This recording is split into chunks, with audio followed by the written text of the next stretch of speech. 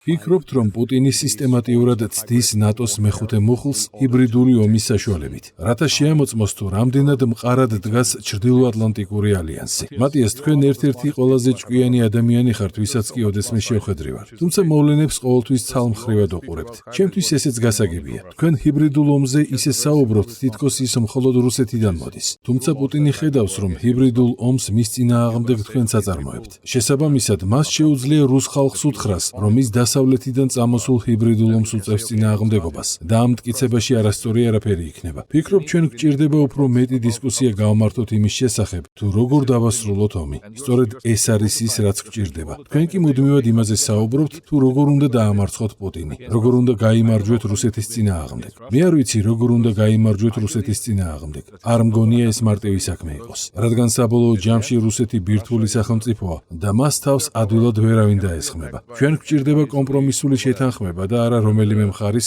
სრულად დამარცხება. გამოიწერე და გაიგე ამბები ლიბერალური ცენზურის გარეშე.